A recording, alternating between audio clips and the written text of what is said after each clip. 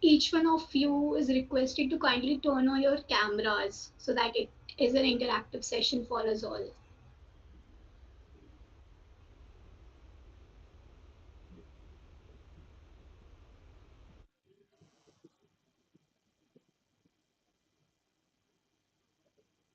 Each one of you is requested to kindly turn on your cameras so that it.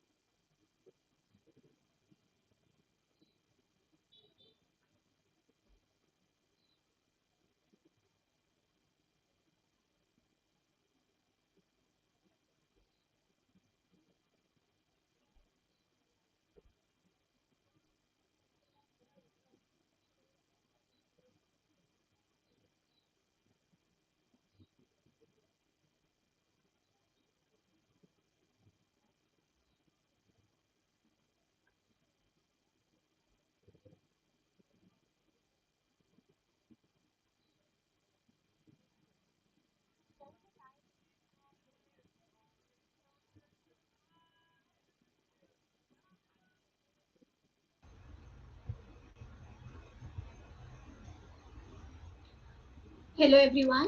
Oh, please confirm if I'm audible. Yes, ma'am. Okay, thank you. Hello everyone. I am Mansi Mishra, a core committee member at the Amicus Curie. I welcome you all to this session of the Presidency Dialogue series. On behalf of the Amicus Curie, I would like to welcome our guest speaker of the day, Mr. Suyash Pande sir. Before beginning with the session, I would like to brief you all with the general guidelines that are to be followed during the session. Please try to keep your videos on during the session. Please keep yourselves muted during the session. You can unmute and ask your questions to the speaker during the question answer round. And in case the speaker allows you to ask questions in between, you can do so, but it is at the discretion of the speaker. Now, I would like to give a brief introduction about the Amicus Curie and about our guest speaker of the day. The Amicus Curie is the brainchild of several legal luminaries and eminent personalities across the country and the globe.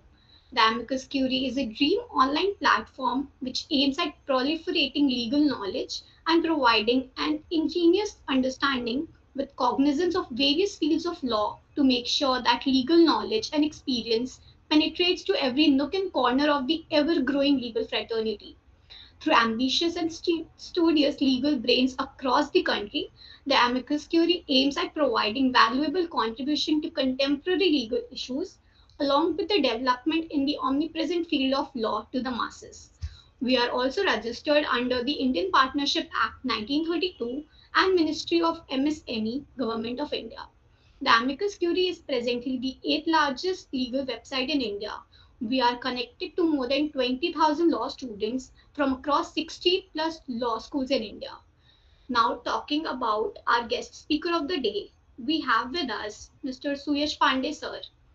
Suyash Pande sir is the track chair for the Shared Future, Youth in Governance and Democracy track of the Y20 at G20 India. By profession, he is an advocate at the Supreme Court of India and a partner at a national law firm. Prior to law practice, he has worked with Delhi-based public policy think tank, wherein he was involved in designing national and international public policy programs for young professionals. Sir has also co-authored a book, Good Governance Compendium 2.0, compiling 35 exemplary governance models in India. An alumnus of the Hidyatullah National Law University, Raipur, he has led and was a part of various youth initiatives in Chhattisgarh during his law school days. Sir represented India at the World Festival of Youth and Students 2017 held in Russia as a part of the delegation by the Ministry of Youth Affairs, Government of India. He is also a contributor to the articles in mainstream media portals on legal issues and issues of national importance. Now, I would request Sir to kindly take over the session. Thank you. Yeah. Thank you, Mansi. Thanks a lot for the very kind introduction. We all are law students, most of us. It is said that when the case is weak, the facts has to be very elaborate. So, uh, first of all, I would like to thank all the participants for joining us in the session, and then, of course, Amicus Curie and Mansi for having me here. And as Mansi has told all of you that I am a track chair at the Y20 India, which is the youth engagement vertical of G20. So I am presiding or taking care of the session for the youth in democracy and governance track from India's side in this Youth 20. It's very good to be back amongst the law friends from law fraternity from law school. It feels more like home turf when we talk to law students, and I would expect that. So I need not to start touching base the concept with the very basic things, because all of you are, I think, learned enough to understand the basics of this particular session. But we can discuss more about the structures and what can be done, as you all have an understanding of the Constitution of India. So first, let me give you a very brief of the prevailing scenario of why G20's presidency is very important for India, and why Youth 20 this time is very important not only for India but for the entire G20 spectrum. As all of us know that G20 uh, is a, you can say, collaboration or an association of leading economies of the world, which the 20 leading economies, which cover almost 80% of the world economy and more than 4.5 billion population of the world. And interestingly, globally, the youth band in the world population, the global population, is highest in the history of mankind. And in that scenario, India's youth population, India has emerged as the youngest country. And we are also, people are now, studies are and reports are saying that we are also the largest population. So uh, you, as they say, youth is the future and youth is the present. So there is a uh, there are plethora of opportunities and responsibilities on us, all of us, this time. And though G20's presidency is rotational, but this time it is historic, and it will be a turning point in the geopolitical world orders, geopolitical orders, as India is presiding. And why, how India is such a developing nation, and how you can say that we are not even developed, how we can lead the world. Many questions might be arising. All these are gimmicks, but these are not gimmicks. When I take you through the prevailing situation of different nations in my track, I think you will believe in what I am saying, because I was also skeptical earlier. But as I started reading more, I got to know more when I was appointed in the team Y20 team. When I had interactions, then I got to know that India is actually is very well positioned and very well competent to lead the world on various aspects. And India has not only emerged as a leader for its own citizenry, but for also many other developing nations. India is spearheading for a new world order, and the world is looking at us with hope that how we can contribute. Mansi, I will not strictly follow. I would request we do the format very strictly and we make it more interactive from the very beginning. The reason being that as Y20 team, Y20 track chairs, uh, we have been assigned the responsibility of going to the youth and collating ideas and then representing India. Let me give you the reason for this. India's motto for the G20 is Vasudhaiv Kutumbakam, which is taken from Maha Upanishad. So Vasudhaiv Kutumbakam, this idea is not anything thrown just to attract the world this time, but we believe in it. And for this Vasudev Kutumbakam, why India can spearhead it is we are saying that we are a mother of democracy. Though we formally we became a democracy in 1950 only after our constitution uh, was in a way that through our constitution was enforced and republic of India started its journey. But before that, the democracy lies in the very essence of statecraft in India. From time immemorial, means the king or the ruler was also not a sovereign or as a person he was governed by some democratic ideals. Since then, there are various instances we can discuss them in detail at a later stage. So when we are calling ourselves a mother or as mother of democracy, so it is a inbound duty that we start acting democratically. You can see that I don't belong to any such background that I should be picked up and nominated for the track chair. But all the track chairs have a very humble background in that sense. No one is from any very big political background and all such things from family wise. But this is an example of how democratically we have started functioning. So the prime minister has given mandate to all the engagement groups that you go to the masses, understand, tell them, pose questions, take answers, and then represent India. So I'll be taking this as an opportunity to all you 100 participants before all you 100 participants that I'll throw some questions from my issue note that we have circulated with all the member nations, and I'll seek your ideas on it. And also, I'll share my experiences of the pre-summit that was very recently held at Leh Ladakh. So what we did is this time India also conducted pre-summits before the main Y20 summits.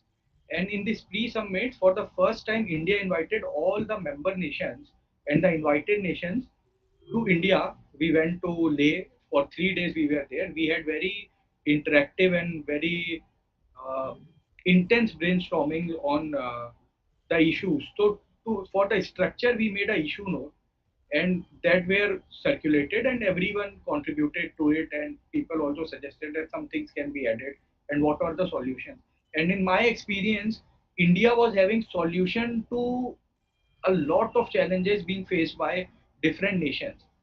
In Interestingly, I'll tell you one story, one statistic. There is one institute called uh, Institute of Democratic and Electoral Assistance, or it is like that IDEA.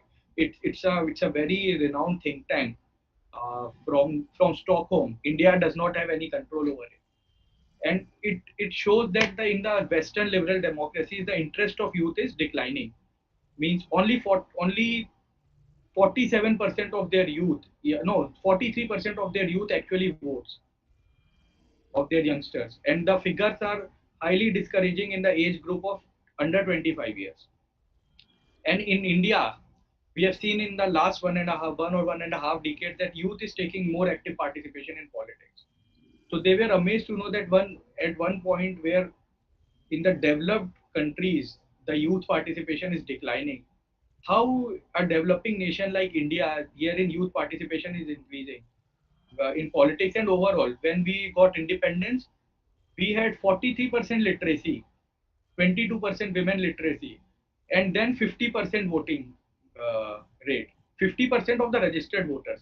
Now we have 67% registered voters, which is obviously increasing.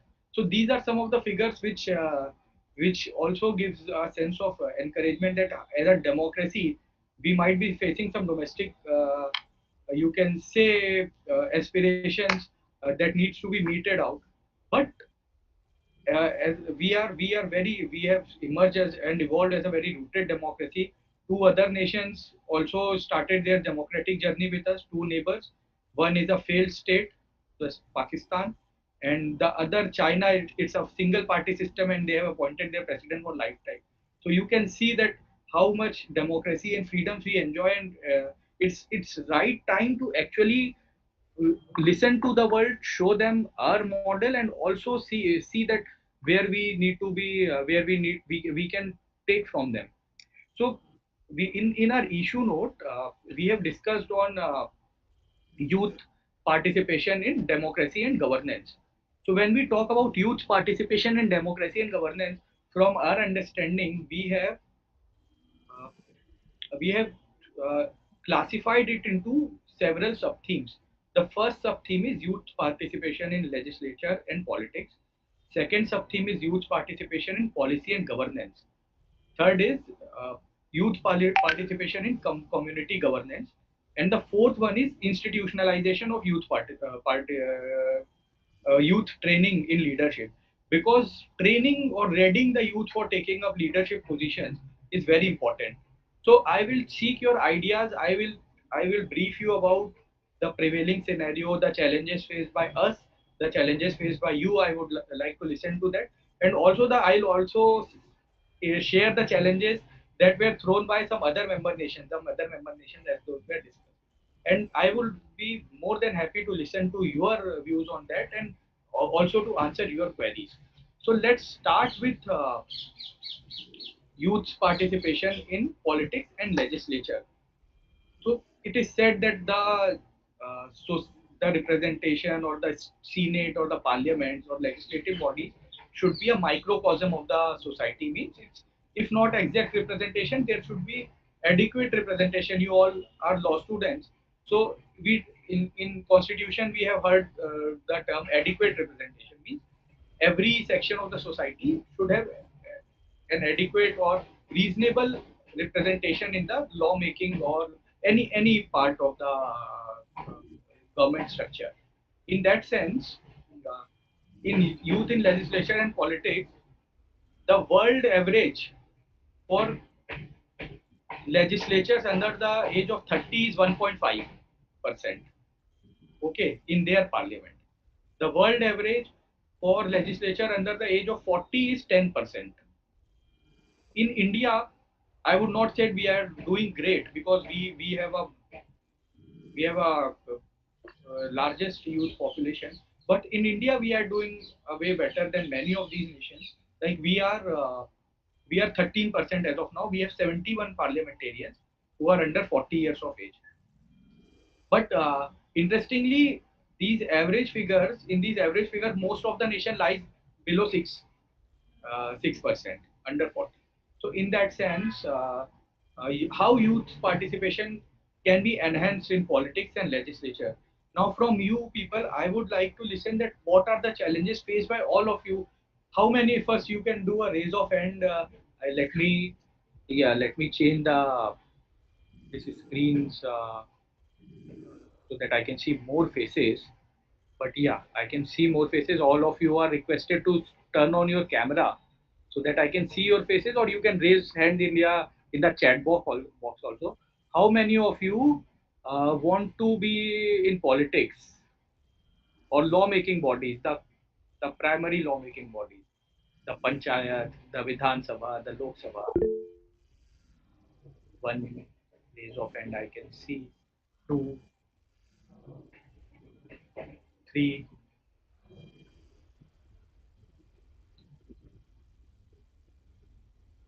No women. I can see no women is interested in joining politics. It's disheartening to know that at one place we are talking about giving more representation. Okay, so whoever don't want to join, I would love to listen, or whoever wants to join as well. What are the challenges you think are there for youngsters in politics? Any one of you in India, कोई भी बोल सकता है.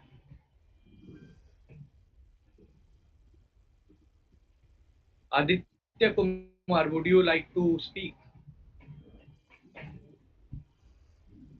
Sir, the monopoly established by senior members of political society. Okay. Okay.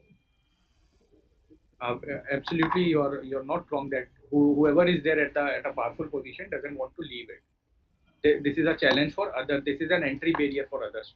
And then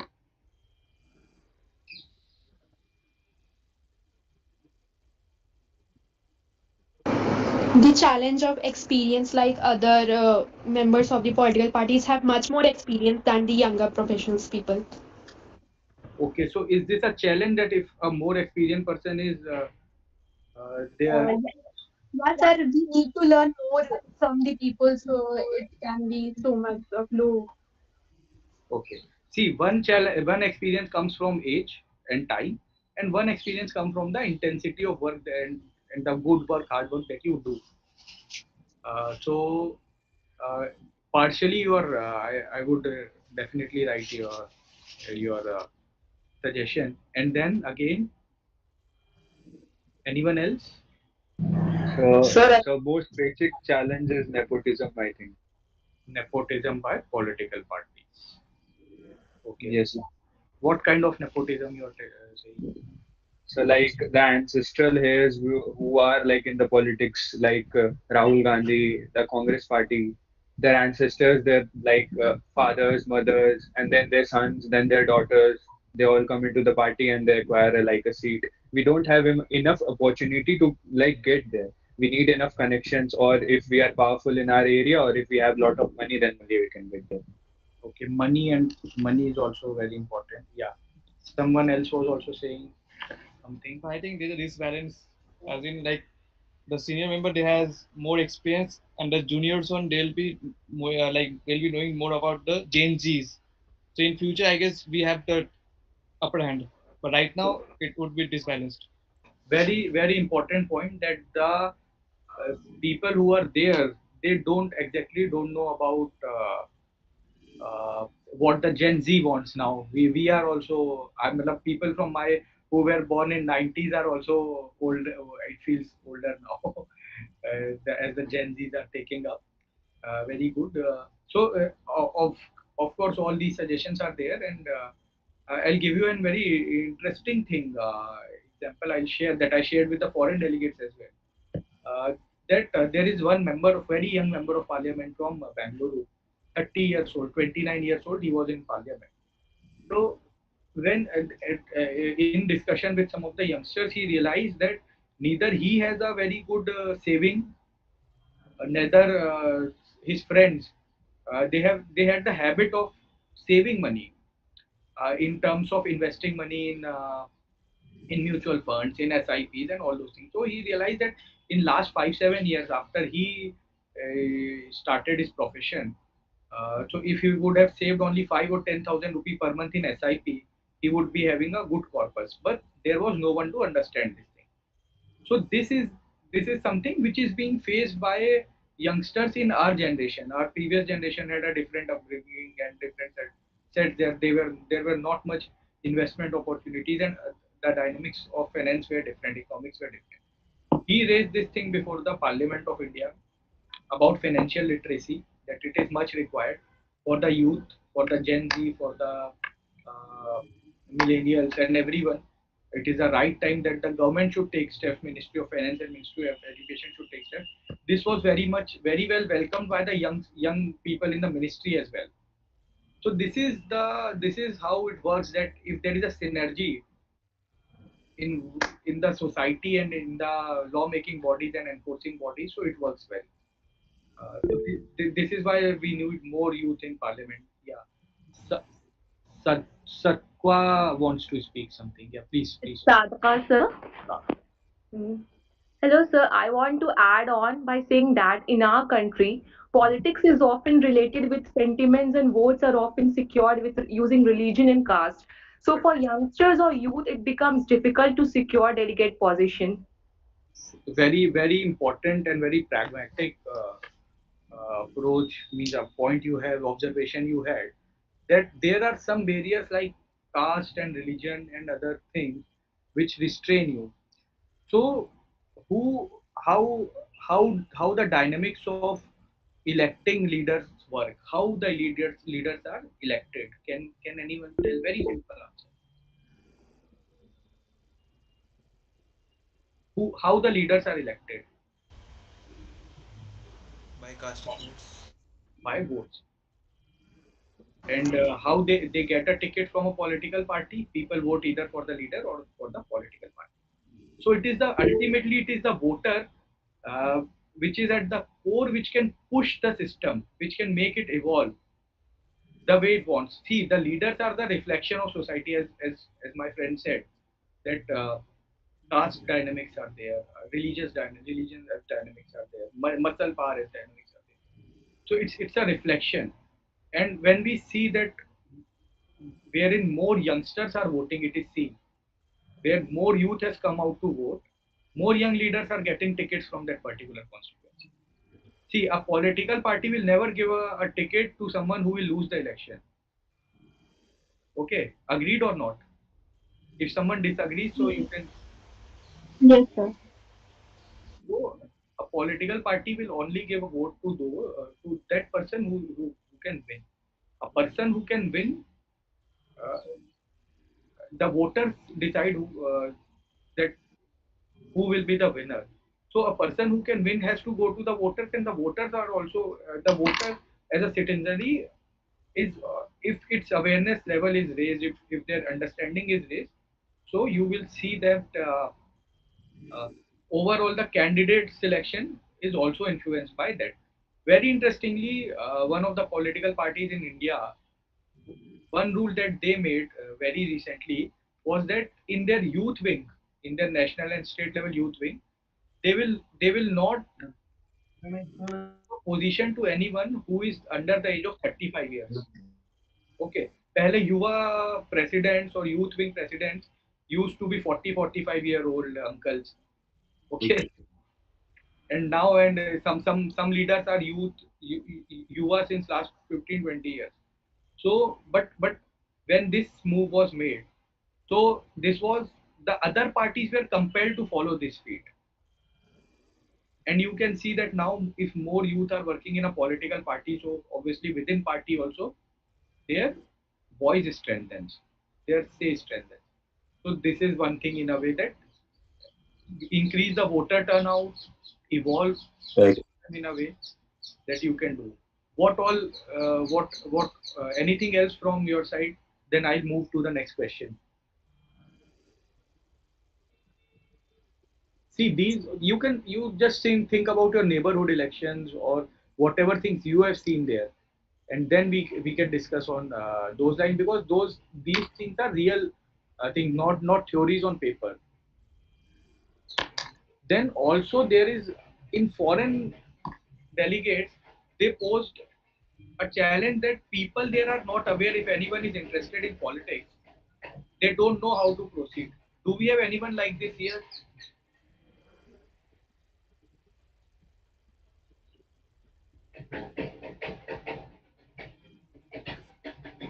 Okay, Rishu is saying that bringing the truth about religion or other things can be. Of course, it is the duty of the civil society who are concerned, or the political parties as well, to bring more awareness, to bring a citizenry which is very well aware of the issues. And then Anything else you people want to say? Corruption and the fear of bad outcomes. Okay, corruption is the major reason. Corruption is everywhere. If you can see, it cannot, it can never be a hunky dory in anything which impacts or which can be associated with power. So of course corruption is there. So we need more, we need a better citizenry which is more sensitive towards the issues of corruption. Yeah. And then anyone? Or I guess Aditya Kumar wants to say something. Yeah, please. Aditya, you are on mute. Sorry, man. Sir, I think that the middle class family has no any future backup. Then the middle class family and his children do not want to go in politics. That they think that career खराब हो जाएगा राजनीति करेंगे तो.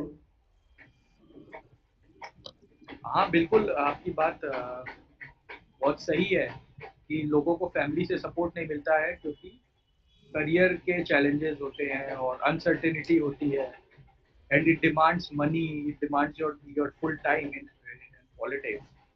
So but the things are changing as more youngsters are taking part. See, social media has disrupted the norms, the conventional norms. Social media has bring more we could say equity, or it is equality in the public spaces. Now you don't need thousands and lakhs of rupees to reach out hundred thousands and lakhs of people. Through social media, you can start your journey. If I would not say conclude, but these are some of the things which are disrupting the conventional norm, and the parties are also coming up. There is a sentiment nowadays that for new people, new intellects, fresh faces. So every party you can see has very good people who represent themselves at the various forums, and all such things are there. So in that scenario, uh, yes, we should be the drivers of change. Okay, and now let us move to the next sub theme, that is youth in. Okay, there are some shares also.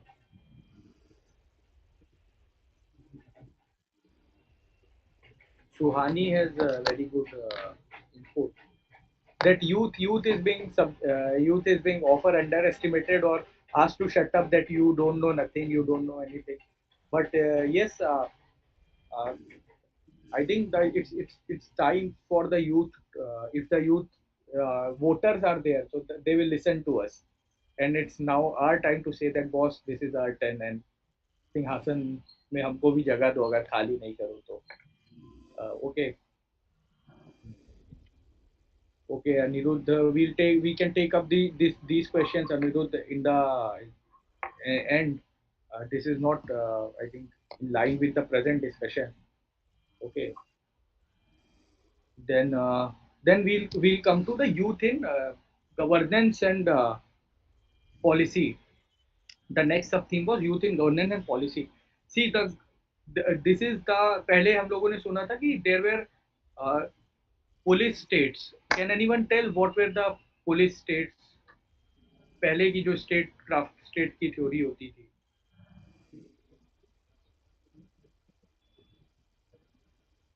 Police states होते थे Hobbs के समय की.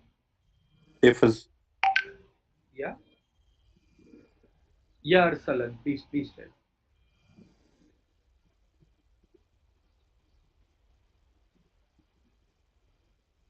क्या होता है police state generally it's a very simple thing you might have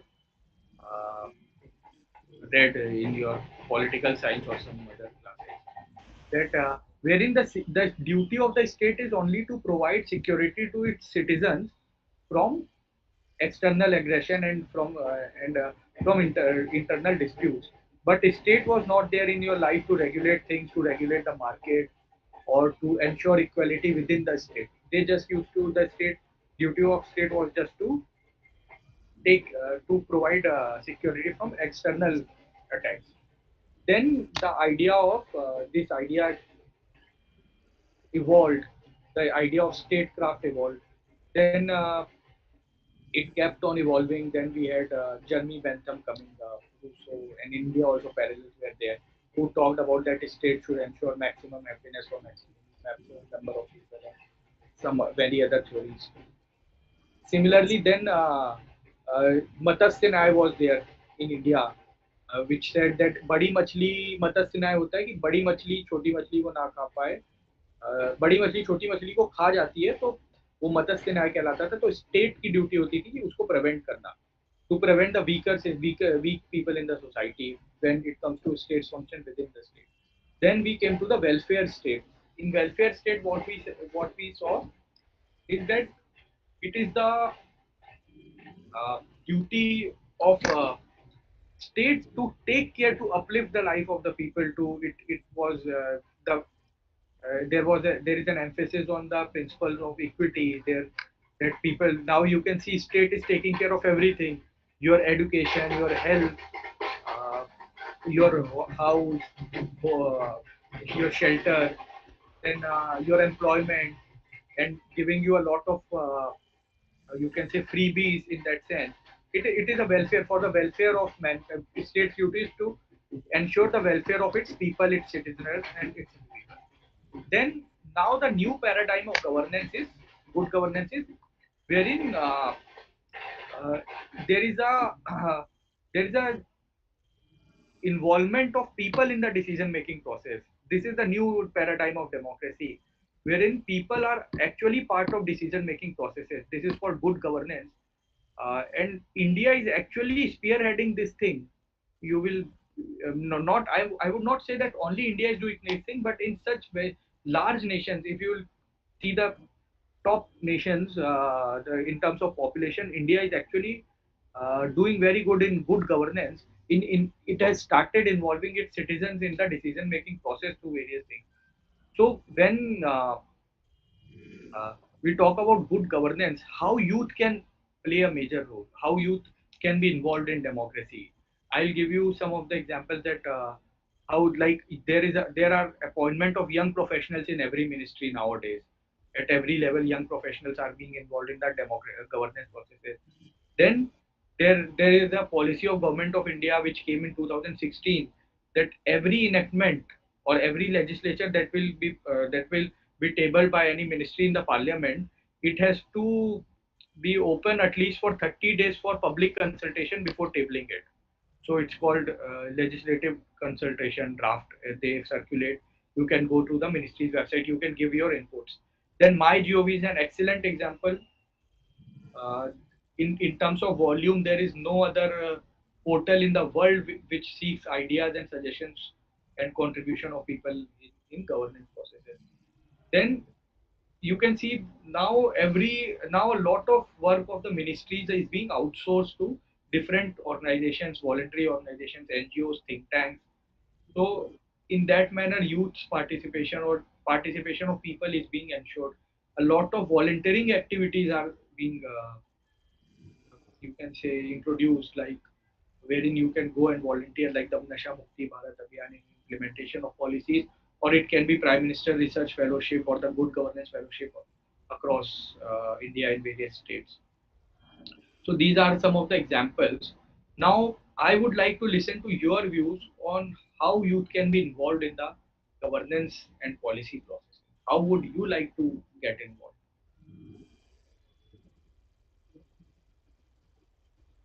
Anyone? What can be the dynamics of it? How has anyone tried to get involved and has faced any challenge, or has is there any good experience as well, or what are the challenges? How you can do it?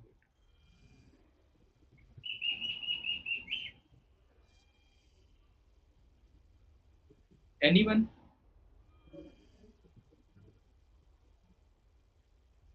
Sir, I would like to give an example. Like in COVID times, there were so many volunteers and so many people who were willingly volunteering for the task of food distribution and public welfare. So some policies. So the government should come up with some these kinds of policies where people will willfully uh, indulge in the activities, and they will be impacted and benefited from these kind of policies and programs. Certainly, the government should come up with more programs. And also, one important thing that youngsters that we are raising it at the global forum is, see, when you involve youth in governance processes, so it should not come as a favor from the top. If it is an involvement, the role should be incentivized. Volunteerism should not be taken as granted for a free labor, and there should be an accountability as well. That when you are being involved, whatever suggestions or work you are doing, it is being taken care of. So these are the challenges that are being faced by every nation. So UK, you might have heard about that. UK has a lot of you can say youth councils and some bodies which engage youth and they give suggestions to the government. But interestingly, a delegate from UK in my track, he told that, boss, all those things are there, but what is the accountability that whatever work we do, we give, whether it is taken care of not. So this was a very good input from their side that if we are doing some good work, so it has to be taken seriously. So this is something that we are going to raise at the global level. Okay, in this particular track.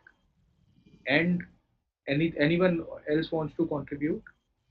Sir, if anyone likes to contribute to the democracy governance, then the youth should learn how the process of the government work. First of all, the learning process should be smooth, like in higher and secondary education. The student should be taken to the Parliament House, that how the bill is passed and all, which is very important. The learning process should be smooth enough, so that the youth can be encouraged to go up forward for this governance and participation.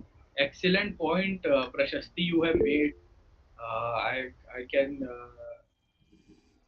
I am recalling my discussion within the pre-summit only, that we said that okay, we need youth to participate, we need more information, we need more roles for the youngsters, we need more awareness among the youngsters. But how it can be done? And it suggestion came from various sides that it can be imbibed in the education, like you said, that it should be a part of our curriculum. As of now, what we see is what we study all these things in civics till class 6, 7, 8, and when actual time of contribution comes, we forget everything.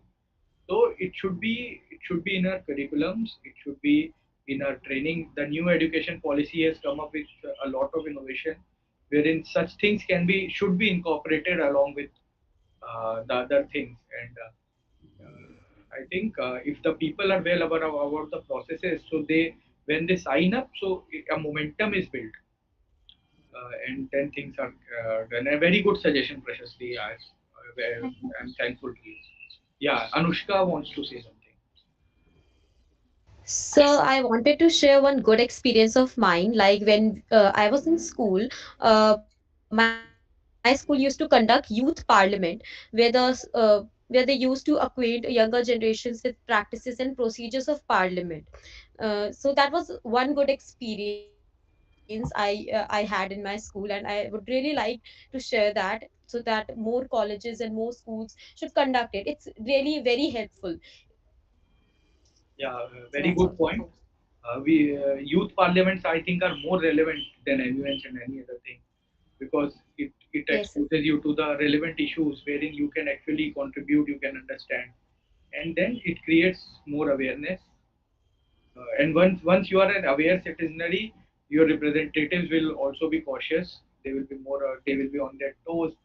And the political parties, again, we go to the cycle that we discussed earlier. They will choose those people who are more aware. See, I'll give you an example. 2013-14, 12 to 13, 10, 2008 to 13 was a very dark period in that sense that many big scams came up. I irrespective of to discuss about the political parties or the leaders who were involved in it. Let's the morale of the country was hit by it. That so much scams were there, and so what people decided that they want a leader who does not have any iota of economic or financial corruption. That was one of the criteria of choosing a leader for the nation at that time, and that actually moved a political party to project a PM face who was not having any corruption charges on him. So this thing vote of the voters. So how it was decided, because there was in the conscience of the voters, this was a common thing.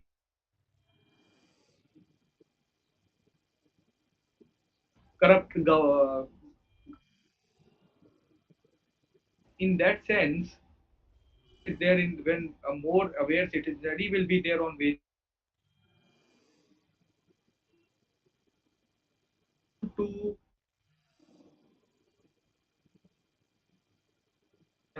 again coming back to the topic. Anyone else want to contribute?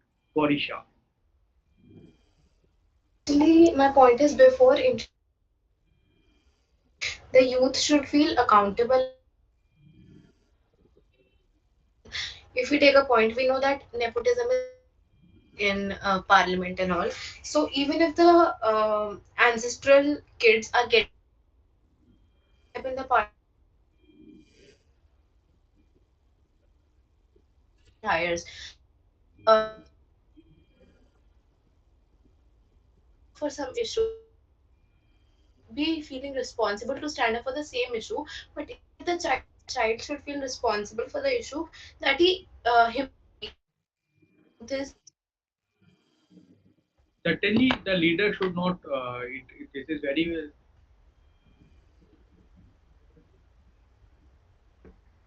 copying the legacy or the same style of politics of their uh,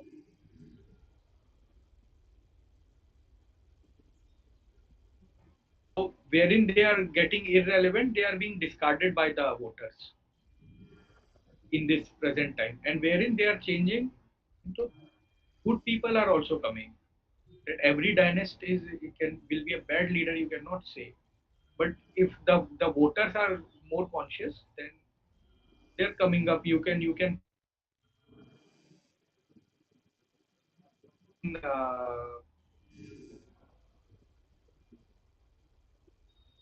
is actually reflected in the leadership. Yeah, Vaishnavi. The fact that people think that if, like, in participating in various volunteering initiatives or like doing something for public welfare, like how will it benefit them? ये सब करने से हमारी जिंदगी में क्या बदल होगा, इससे हमारा क्या फायदा होगा?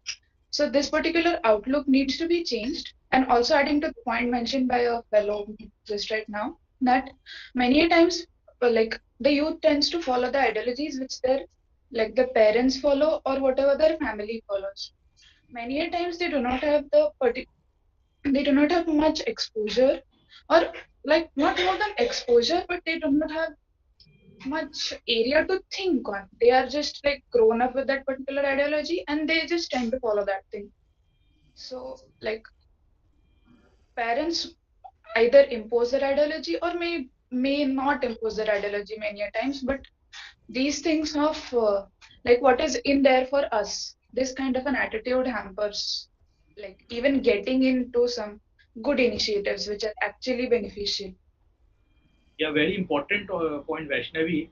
And this attitude is actually in the West, the liberal thoughts, ideas, it is more prevalent. That why do the government is our servant, and why do we take interest in the government? And they don't want to take interest in the government, but they want everything from the government. So, fortunately, as of now, this thing is not in India to this extent. And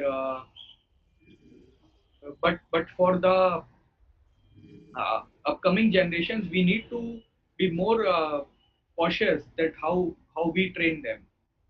on such issues, that there should be a sense of responsibility for the nation, for the society, and it is a reciprocal process. That once the state also gives you something in the adequate and appropriate manner, so you will feel that responsibility and opportunities. Of course, the being in politics needs to be normalized.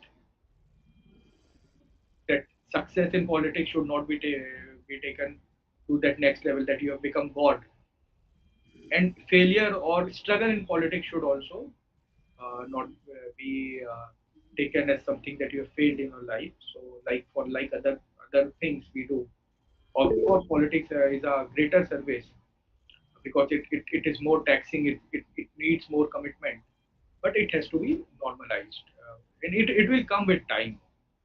Yeah. Can we move on to the? We'll take last comment from Satka, and then we. So we are talking of how youth can benefit in policy making, but we are neglecting to see how the pressure is to secure job opportunities, as it is very disheartening to mention that the employment rate of educated youth is around 23% in the country. How come we expect youth to come forward while risking at their career when there is no guarantee of getting successful? Okay, Satka, you made a point regarding employment, but we are actually discussing about youth participation in democracy and governance as of now. But I'll try to. I don't know whether I can answer your question or not because it will take others time. But yeah, employment generation is one challenge. Like Vaishnavi was saying that what I will get, what is my thing, what uh, what do I get from this thing.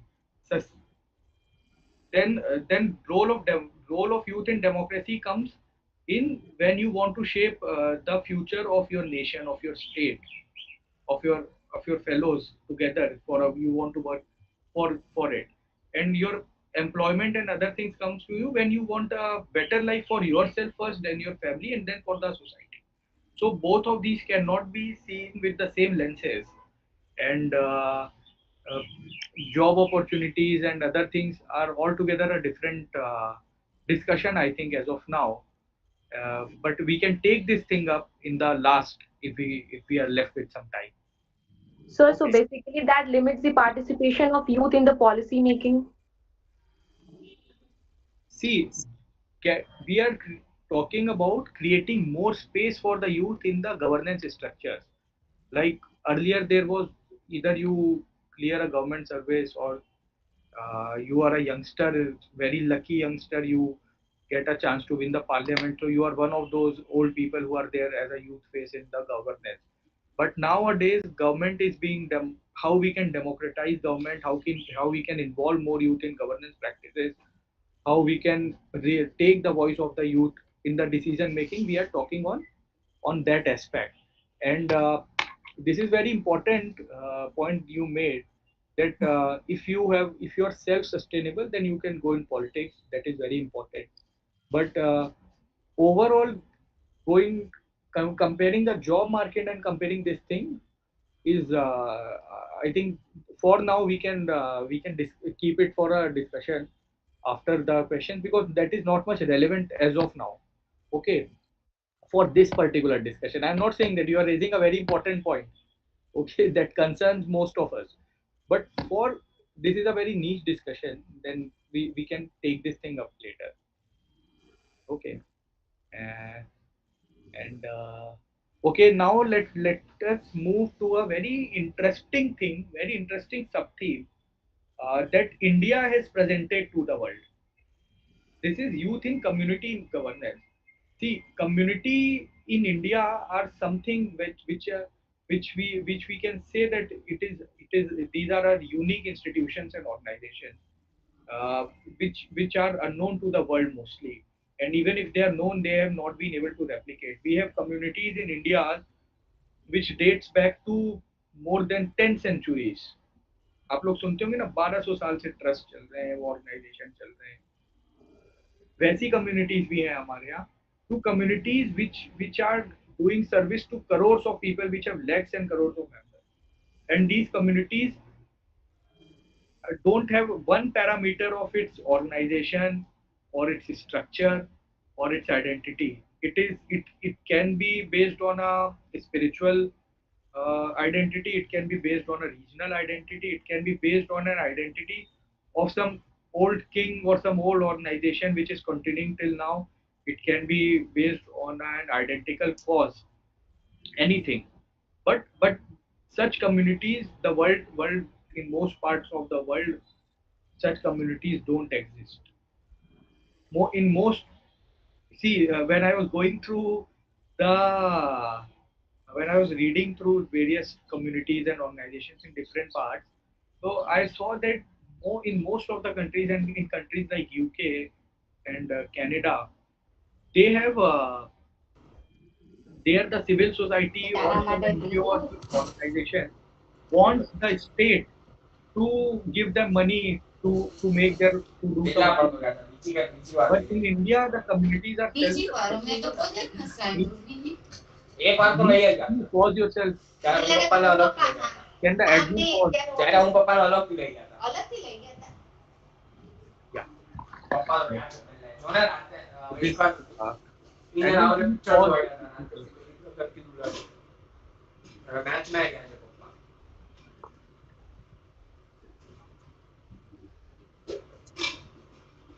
Okay. Meet, can you pause yourself, Mr. Meet Shah? Yeah, okay. So in India, but दूसरे हमारे देश में क्या होता है कि communities are supporting the government. Many of them are self-funded. You can take example of Akshay Patra, uh, who delivers midday meals to thousands of school children, lakhs of school children in different parts of the country. Then there are communities like uh, this Ram Krishna Mission, uh, who have hundreds and thousands of youngsters working for them doing good community service. So this is something which is not there in different countries. Then self-help groups. So I'll tell you an interesting story of Fulbasan by Yadav. You can Google it later. She's from Chhattisgarh. She's a Padma Shri awardee. Very poor lady, very poor background. I would not say poverty-stricken family, and she was not 20 years back. She was not having money 25 years back for her husband's or family's survival to actually feed their kids, forget about education. Then she started a self-help group kind of uh, structure. So at that point of time, self-help groups were not defined, but she with some other women, they pulled in some 40-50 rupees, and they started some very basic business in 2000. Then it grew, and then more women joined, and it became a movement. And then she ensured that these self-help groups, uh, she made who took care of uh, skill training of women in that region, teaching them about farming, and then taking care of their health, giving loans. So very interestingly, they used to pool in some money. Suppose I am a part of that self-help group, I need 2,000 rupees. Someone will give 2,000, 200, 300, and they will pool in some money and get a loan. I'll start my business. I'll repay in some time, and there was no collateral. So till 2023, she is having 20,000 self-help groups, 2.5 lakh women in one district, and 40 crore corpus. So this is also an example of a community. So these are some of the intriguing examples that we presented before the foreign delegates, and they were amazed.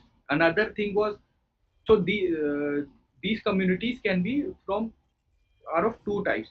One that is being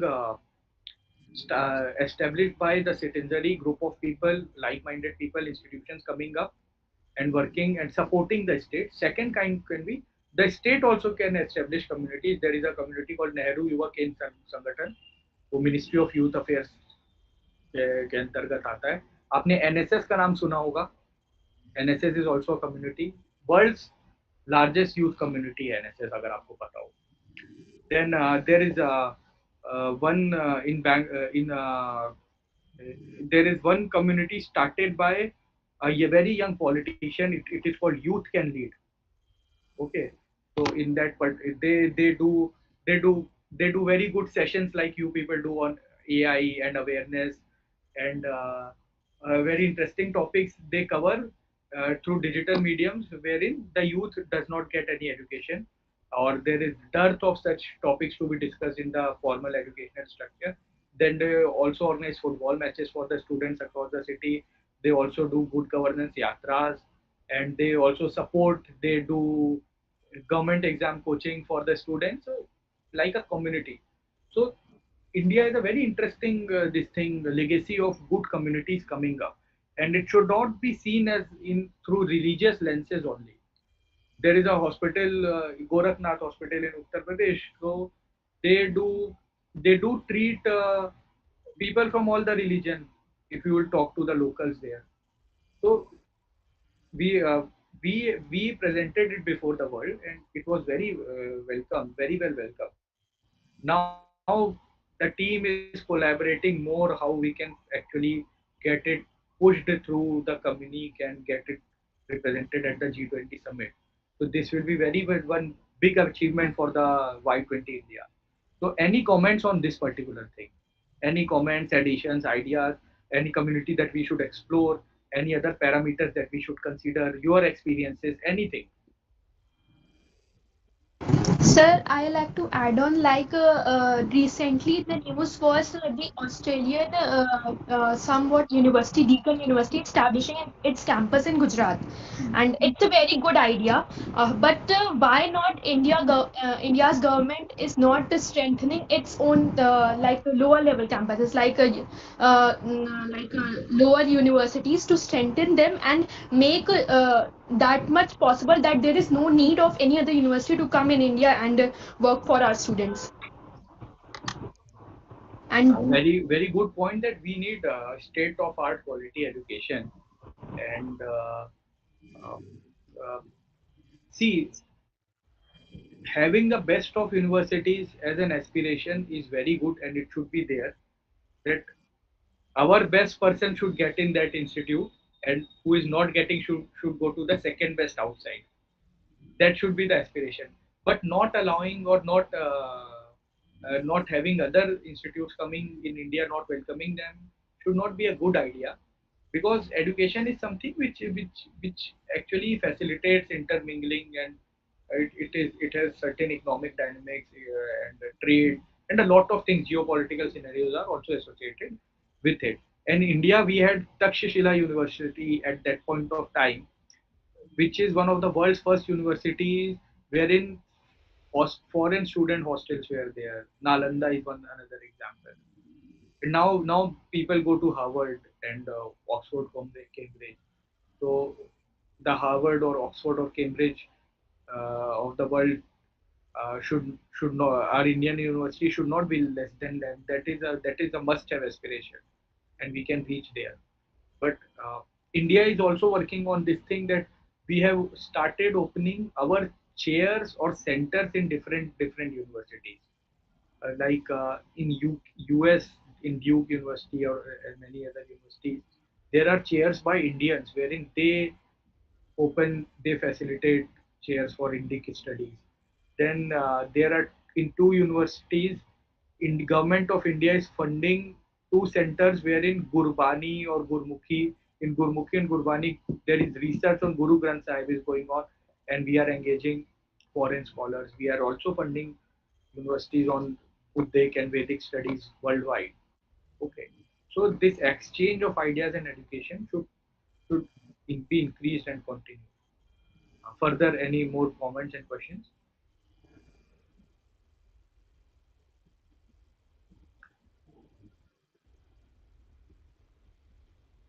Okay, Mansi, how much time do we have?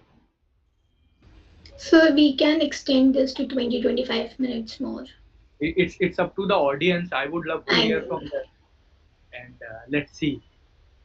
Okay, now I'll come to another interesting thing, and for this thing, I need more inputs from your side. Uh, See, till now, in the history of Y20, what has happened, that Y20 started in 2010. Then at that point of time, its engagement was not that impactful in the initial years. Then later on, Y20 raised some issues of youth for the global youth, and then it got prominence. This time, what India we have offered to our leadership and also before the Y20 forum, that there is no body which can institutionalize very good leadership training for the youth of the G20 countries. मतलब आपने देखा होगा कुछ कुछ दूसरे multilateral organisations में होता है, but now as G20 is emerging as the most powerful platform. It is taking over the place of other multilateral organizations in various spheres. For youth engagement also, and for youth leadership training also, uh, there should be some mechanism. So Y20 India this time we have proposed that there should be an institutionalization of leadership. पहले इस पे बात करने से पहले हम ये बात इस बात पे बात करेंगे. Can I speak in Hindi as well in between? English only I should stick. Even if there is one person who or two-person who want me to speak in English, I'll speak in English or I'll do a mix. Or can I speak, Mansi? Yes, sir. Yes, sir. तो आप लोगों में से कितने लोगों को लगता है कि लीडरशिप जो है वो एक इनहेरेंट ट्रेट है? ये आदमी बाय बर्थ होता है, ये किसी को सिखाया नहीं जा सकता, किसी को लीडर बनाया नहीं जा सकता. हम देखते हैं बहुत से एग्जाम्पल्स देखते हैं, कोशिश होती है लोगों को लीडर्स बनाने की. आप लोगों को कितने लोगों को लगता है? Okay, Ashrita, I'm asking whether leadership is an inherent trait only, or you can also train leaders. You can make good leaders out of people by adequately training them, or it's a mix of both. Can there be a binary answer to it or not? So it can be a mix of both, as in one should be of a kind that सबको साथ में लेके चलने वाला जो आदमी रहता है, that is a very good example of how a leader should be. And also one certain persons might have like certain ounce of inherited qualities as well. If not inherited qualities, one also learns by acquired knowledge as by his like experiences. Anyone else? So, leadership is not an inherent quality, as many people in our society are somewhat introvert type and they have some fears of speaking in public. So, these fears can be removed and they were to be given more opportunities so that they can say their thoughts in the public. Good point both of you have made. Vaishnavi has made a very relevant point in that sense that means that leaders, it can be a mix of both as well. You can train, you can hone some skills to make. Then also there is an approach that if someone wants to work but he's not aware, but if he's trained or educated well, he can do the good deeds. Prashasti also made a similar point that there are some soft skills like public speaking. If a person is having very good intention, very good ideas, very good analytical skill, but he's not good in public speaking, so if he hone his soft skills in that sense, so he can be a great leader. And so definitely there cannot be any binary answer to it. But yes, leadership training is very important, and interestingly, India from the very time immemorial had this leadership training frameworks. हम लोगों को क्या है अभी सिर्फ पढ़ाई में we are being taught how to get a good job, means how to get into JEE or how to clear some exam to get into some good BBA or law school, and then again study there, maintain your GPA and get a good job. So all these things are there in our treasure, but we are not being taught. So there are very good leadership frameworks that what should be an approach of a leader, what should be the approach of a king or a ruler, what should be the approach of a person who is taking care of the law and order. Frameworks हैं, interpretation के frameworks हैं, law में जैसे आप लोग interpretation करते हैं वैसे हैं, इश्यूज के इंटरप्रिटेशन के फ्रेमवर्क्स होते हैं, Then what should be the approach? So there is one master servant leadership thought in India. ठीक है, that is जो हमारे प्रधानमंत्री भी बोलते हैं प्रधान सेवक is not just a gimmick. If you see that it's actually that all the people in the government are actually the servants, and when they have the approach towards that nation, the results will be different. When you have an approach that no, I am the king, so you will take actions, your actions will differ. So it is also it deep delves into the mind and it gets rooted. Then these frameworks are there that how should we behave. You whenever you meet a politician, you'll see his behavior is different from others, a successful person. So all these things, all these approach can also be trained in certain frameworks. And India, one is about personal behavior and one is about taking actions. I'll give you a very interesting example. Uh, India, when it got independence, we experimented a lot of foreign ideas, like socialism, then Nehruvian socialism, with then Russian ideas, and then also some flavor of capitalism we had. But everything failed. Maoism and other things took it to the next level of disaster. You can see red terror and all those things.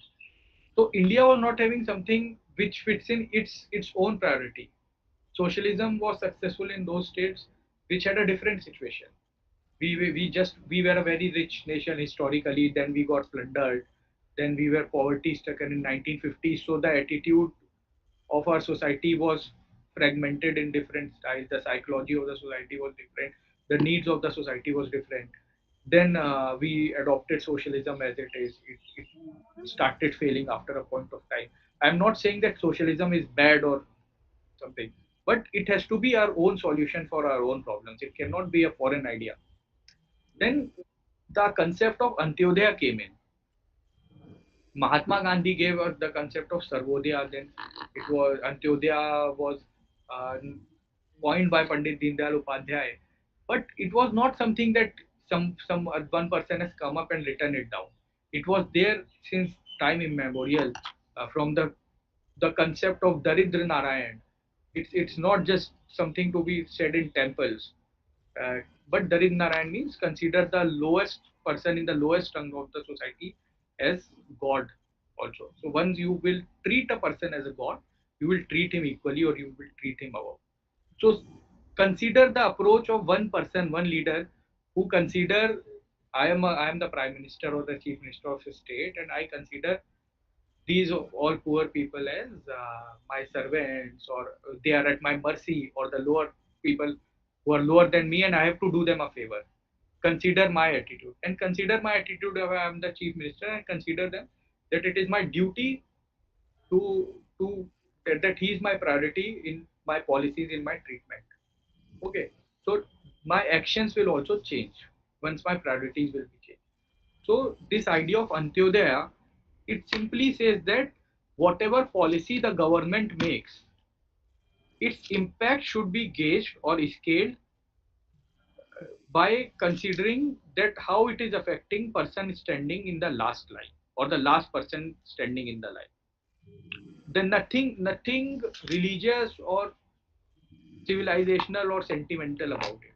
It's a scale or a gauge कि मैं अगर स्वच्छ भारत अभियान या मैं अगर प्रधानमंत्री जन आरोग्य योजना ला रहा हूँ या मैं अगर आयुष्मान भारत योजना ला रहा हूँ तो उसका लास्ट मैन पे क्या असर पड़ेगा. अगर उसका उस पर अच्छा असर पड़ रहा है, if it is impacting it in the right manner, it is a good policy. If it is not, we need to rethink about it. Okay, so this is the idea of Antyodaya. So this we when our democracy evolved, uh, we evolved it. Then the government of India adopted, or the one political party adopted it, and in that manner, uh, uh, keeping aside the political side, but it is a solution that we have found out. Then we have seen how the poverty index is changing in India. People below poverty line in last 10 years, uh, it's historic that more than ever people have come out of BPL. Crores of people, I think. uh, more than 10 crore people came out of BPL in last 8 years, 8 or 9 years. Okay, so this thing, the idea of Antyodaya, when we presented it to the delegates of the different nations, so it was a very simple thing. Na, we all listen, sabka saath, sabka vikas, last person, everyone should be treated equal. But this is not how the world, entire world thinks. Actually, they don't have this approach only. You talk to some of your friends in other, so they were amazed. Oh, this can be a this is the so the people have sent, some countries have sent very good delegates. Like a very young member of parliament from Nigeria was sitting in my committee. Then one from Japan, one person, though Japan does not have this poverty problem like us. So these two delegates appreciated it a lot. Everyone welcomed it like an idea. So this is something that we are presenting from India's side as a state framework. So what in Y20, in institutionalization of leadership training, we want that people should come to India. We train them on different things. We also learn from them, and then this process starts where the future leaders are collaborating together. So this was from my side about the Y20. Now the floor is open for questions regarding U20, regarding this youth and democracy and governance. We have very superficially touched some of the topics. We have deep delved in some of them. So anything from your side? Yeah. Thank you so much, sir. I would now request the participants to kindly ask their questions or doubts they have, if they have any. Okay. You Okay, can. Mansi. Before we take questions, one very important thing that I want to tell all the participants is that when I was talking about democracy and how democratic we are trying to work, okay, we also have limited resources. We are all, limited time, but we are conducting a lot of youth chopals across India and youth talks. Means abhi tak I think 700-800 Y20 chopals have been organized, and our presence is not required in each and every chopal there. Okay, so you can I'll share my email ID with all of you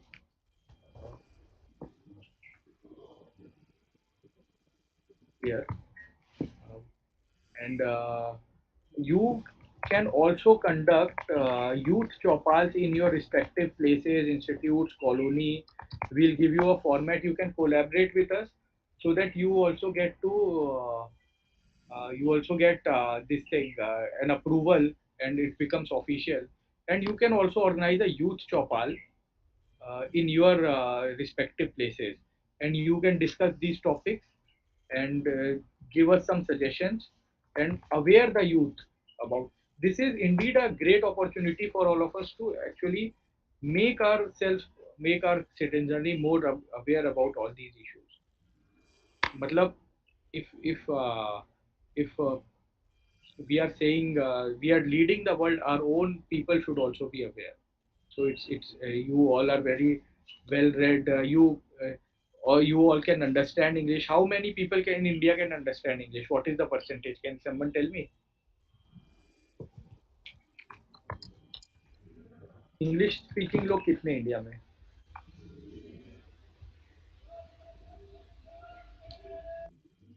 Anyone? 20-30 शाम.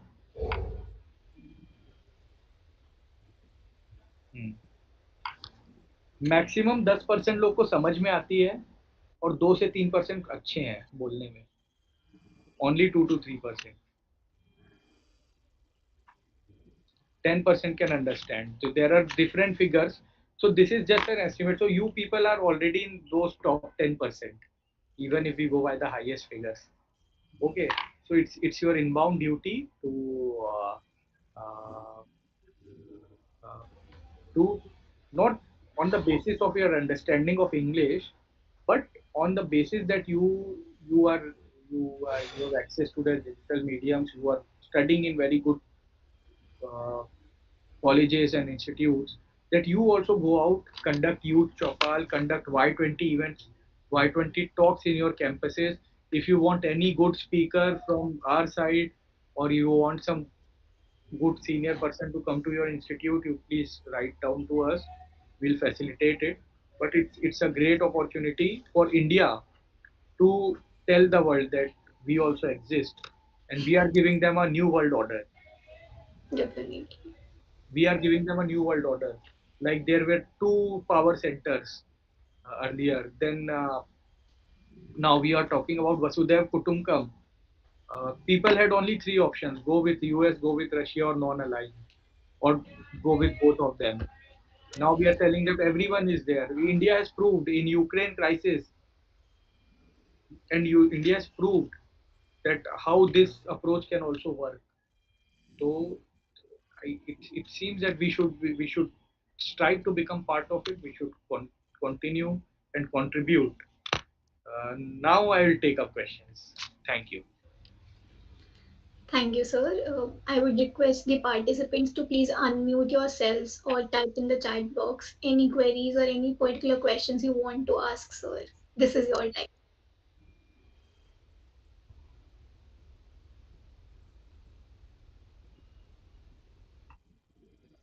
Sir, I want to ask one question other than academic and professional side.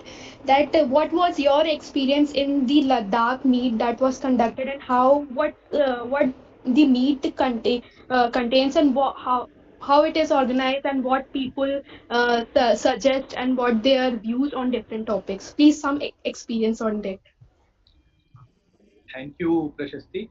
Ladakh was indeed a great experience for me personally, and it was very successful pre-summit for India as Y20. Uh, very interesting thing is I'll start with telling why Ladakh was chosen. I think the government of India made a very bold statement by choosing Ladakh as a place because China like it does for all its borders. It also claims Ladakh as part of China. Okay, so like it is claiming Arunachal and all those things. So internationally they challenge the sovereignty of India over Kashmir, Ladakh, Arunachal. So by safely having a very grand pre-summit there, India made a statement before the world that this is our, so affirming India's status certainly on that number one. So second thing, China also didn't send its delegates, but India didn't took paid any heed of that or didn't took any note of that in that sense that we altered the locations or other things. So this shows the strength of India that people from US, Canada, Russia, from every G20 member nation, almost Saudi, they joined. Saudi didn't join, but they didn't join for some other issue. They joined virtually. So everyone supported us. That it is very important for the sovereignty of India. Then secondly, it was a very good. I would thank the ministry first. Very good arrangements were there, and then coming to the sessions, so very good interactions with the delegates. In five tracks, we discussed the issues. Track one was youth in democracy and governance, then climate change, then global peace, ushering an era of no war technical practice. So number four was future of work, very important. This employment issue was discussed in future of work, and number five was climate, health, well-being, and sports. This is for the first time. This is being discussed in the Y20 health, well-being, and sports all together as a different topic. Okay, they were amazed to see the digital India things and UPIs. Many nations, not all, if not all, we took them to the Ladakh market and UPI digital payments everywhere. I won't say that everyone was amazed. People, countries like Japan and Singapore, they had certain things, they had such mechanism, but even delegates from developed nations, they were amazed to see. They had a different approach, picture of India. Then in talking about youth means suggestions of or concerns of people in my track. So many people talked about having having the increased interest of youngsters in politics and governance. In our country, you will see a lot of youngsters being involved in politics. We don't count them, but you can see 100, 500 youngsters after one politician. Hmm. They give their entire day. So they are involved in some constructive or some activism. We should also count it. Second thing is you could give talked about the accountability of the good work done by. Mexico raised the concern that in their country, youth is when youth participates, uh, so uh, they are being attacked or subjected to violence as well. At least in India, it is not the case. There is no uniformity. It is not the case in most of the people. You might be successful or unsuccessful, but you are not subject to harassment or torture by the state because you are a youngster and you are raising your voice. Then language was one of the some countries raised about talked about language barriers in the indigenous communities. India, I told them that we have more than 19,000 dialects and languages as mother tongues, and then I told them about every state has more than one language which is widely spoken, and there 22 to official languages we had. So one delegate asked, "How do you manage?" We told them there might be some challenges at times, but we are managing it very well, and we are bridging the gap. You can see our leaders going to South Indian states and speaking in Kannada or giving bhasan in Tamil or Malayalam, and you can see people from South India giving speeches in Hindi and English in parliament in different parts of the country. And citizens are also managing it well. Uh, we as a nation we are united, though there are linguistic diversity is there, but this does not mean differences at all. So this was something very amazing. Then the stories that I told you people, I told them some more stories. So they were amazed. Then I listened to their stories as well. That Nigerian member of parliament share his anecdotes uh, of of African. You can say the exploitation that they faced and now how they are striving to stand up the poor countries there. Then I and the delegate of UK, we also had some sarcastic discussion. Not a sarcastic discussion, but we do talk about colonialism and its impact on India and how we have in 70 years we have uh, emerged as top five economies from being at second. Then youth participation as a major challenge, how we can do it. So having youth councils was one thing. Then the delegate from OECD, he lauded the Indian Panchayati Raj system and highlighted that how bringing the third tier of governance in effective manner and implementing it has given an opportunity to a lot of youngsters to participate. So this was there, and apart from it, it was a very good interaction. In pre-summit, at the very outset, I requested all of them uh, that the purpose of this pre-summit is to actually listen to ideas of others and not push their agendas.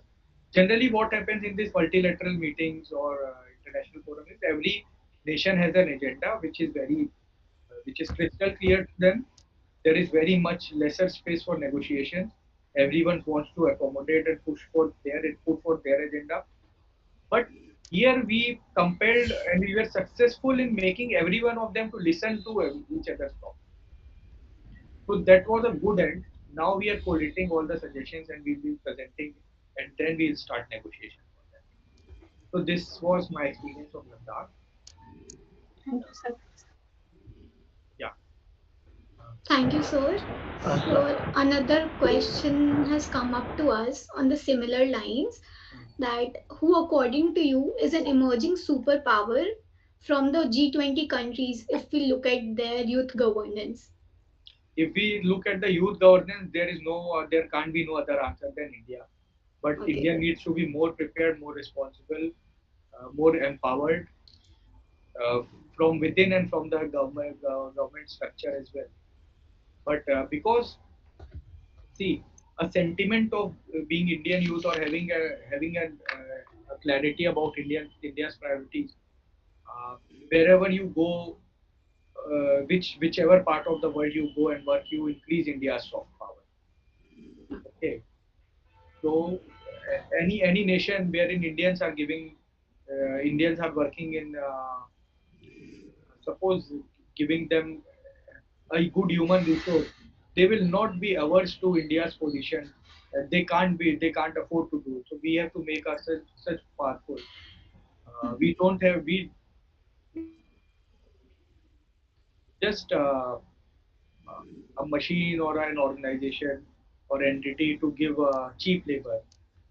We are more than that, and that is we are affirming before the world.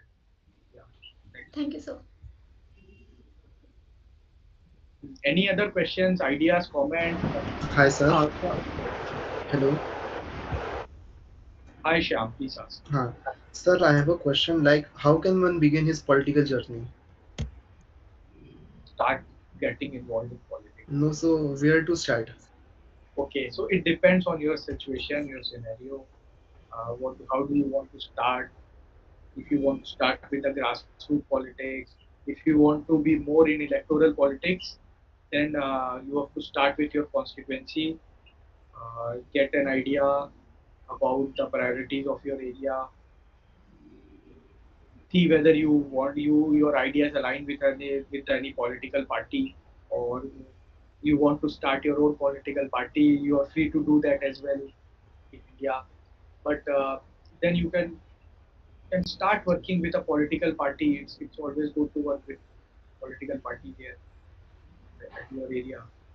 And if you want to be in electoral politics, means you have to understand people's priorities, raise their issues.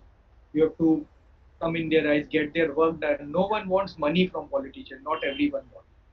This is a myth that whoever distributes money is a successful politician. You have to ease people's life around you. You have to get their work done. Small work, big work. You have to be there with them all the time.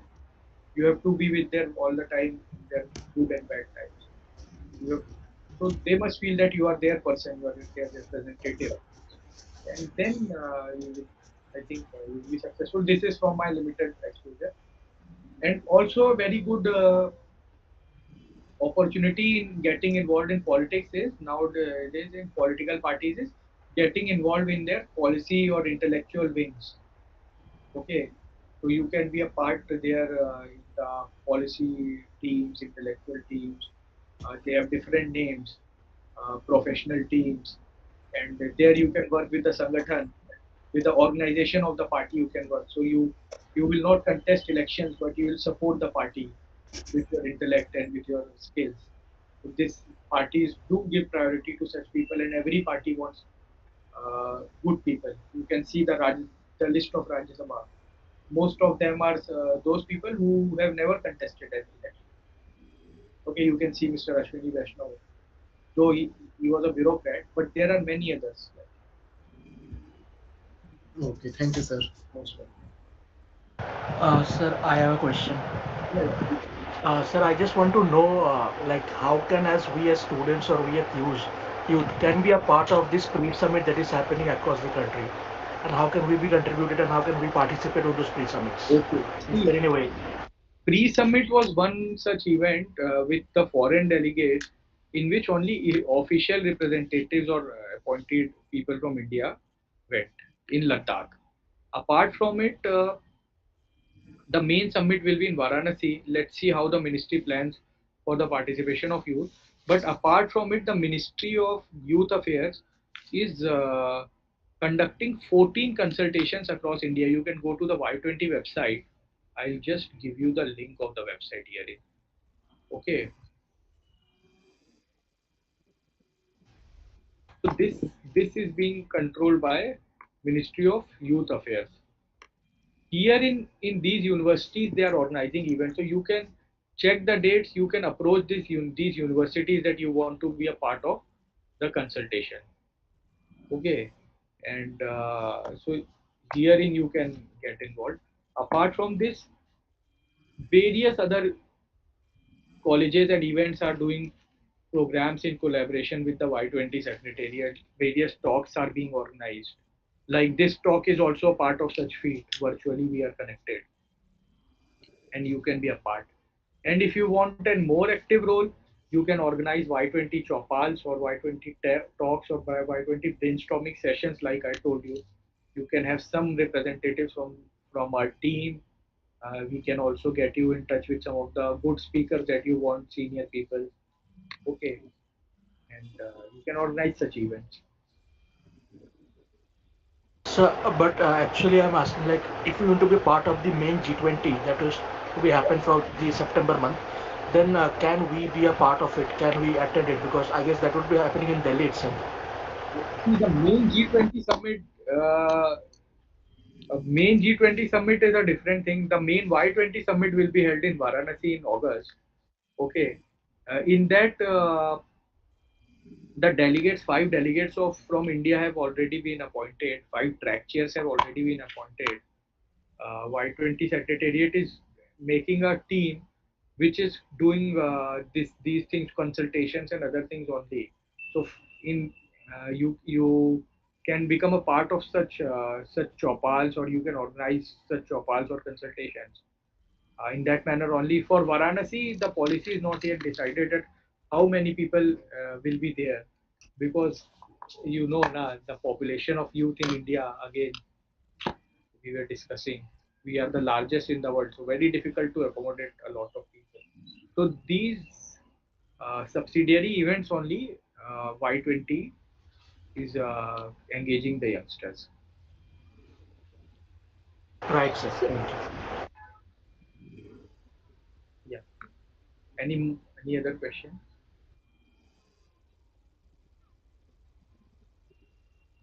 I think Sir Sadka has raised her hand. yeah, please, I please. wanted to ask what you expect us to do through these activities. I mean, you mentioned about youth chopal and panchayat. I'm asking this because I myself is the PR of of the state of youth NGO, Mhm. local chapter in Aligarh, which is registered under the Ages of Kids Right Foundation, Netherlands. We basically do activities dealing with health and education. So how come we do these activities? I mean, what you expect us? Okay, Satka, very good work you're doing. Good to know about this thing. Uh, you can see in your area, there is twofold objective of these chopars.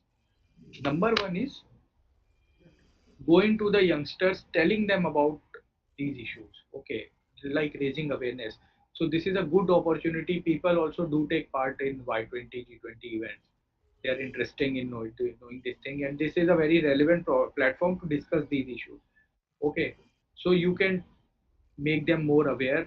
You can exchange information.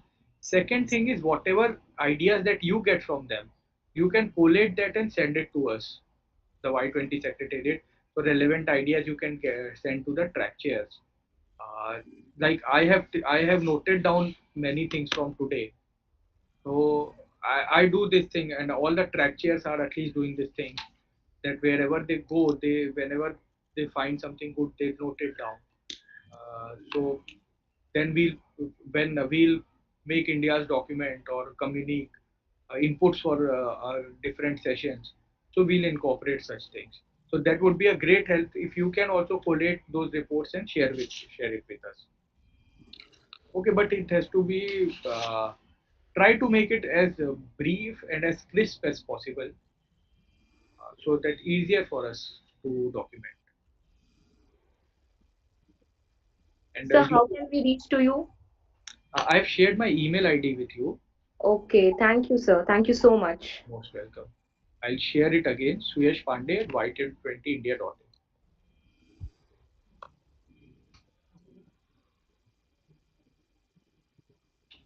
And you can also you can also create, this is a very good opportunity to create good awareness about issues around it, to talk to people, to establish a dialogue. I see many political people are organizing such chopals because they are getting good response from people. Many social organizations are organizing such chopals. So this is a celebration of democracy. We all should be a part of it. Yeah.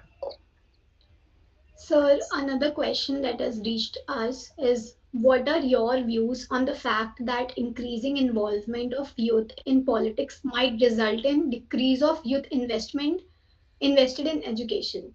Like if they're more involved in politics, then they might not take interest in education, and then our not literacy rate, but yes, their education would suffer.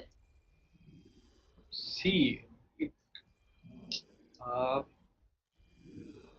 what means politics is a service which can start from a very tender age of 18 years, so you can also start at the age of 20, 25 years, 26 years. Okay, education is something which you can complete at the age of 21, or which you can continue till the age of 38 or 40 years. Okay, so uh, saying that we are not asking everyone to join politics and leave their education. We need very good educated politicians who are young as well.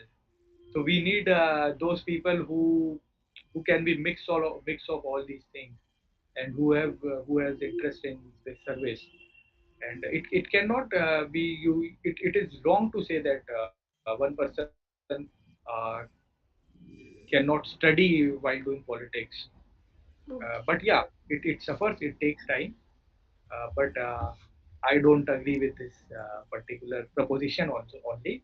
But we need good educated politicians. That doesn't mean that we need people who are not educated to come in politics. But you can see a lot of professionals now joining politics and doing wonders. So it can go hand in hand. Thank you so much, sir. Most welcome. Do we Okay. have any other Any questions? other questions, comments? Okay, was my talk okay? मतलब did you people uh, how were you people satisfied with my answers, or whatever I spoke? Was that making some sense? Even if it is making some sense, I would be happy. And if it was not making sense for you, you can tell me. Yes, So sir, it it did. definitely made sense to us, and I'm sure the attendees liked it. You can. I would request the participants to kindly drop in the chat box if they have any feedbacks, or just write hashtag Y20India in the chat box. And also, I would be more than happy to connect with all of you over social media on LinkedIn, Facebook, Instagram, whatever you people use. I'm sharing my LinkedIn profile here, and also my, let me see, Twitter profile I'll share here.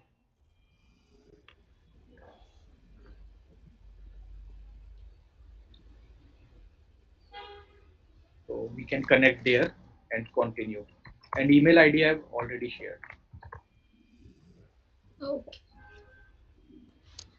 Thank you, sir. Do we have any other questions?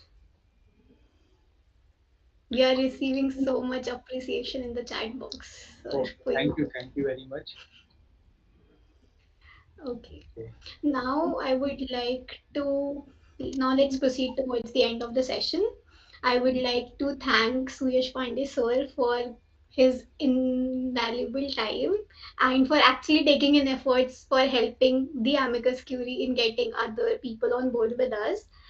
So I personally liked how you took up the session, how you made it interactive, and how you made people, the participants, comfortable with you and they were interacting. I loved that you really wanted to listen from the youth and not just deliver what you had to.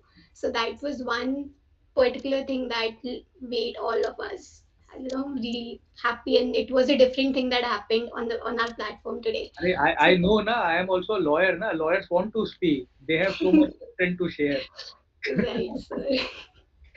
Okay, thank you so much, sir, for Okay, thank your. you. And also, Mansi, if you can right now, or people can just tell their institute's name in the chat box, I would be more than happy to see from wherever, from what all institutes or what part of the country people have joined us.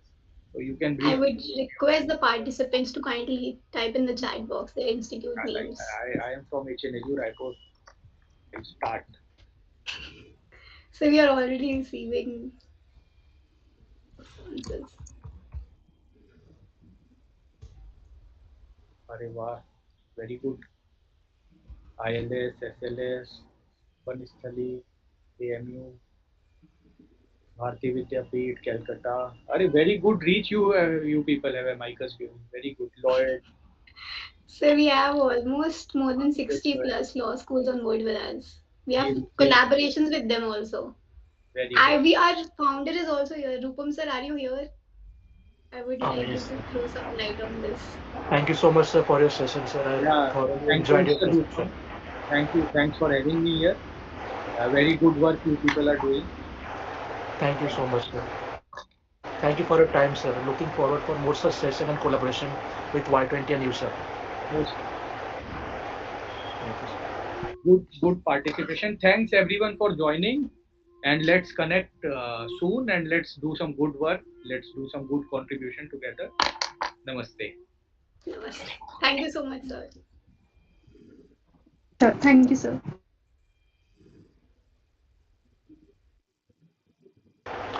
The session is over. The participants are requested to now kindly deboard the platform. Thank you for joining, everyone.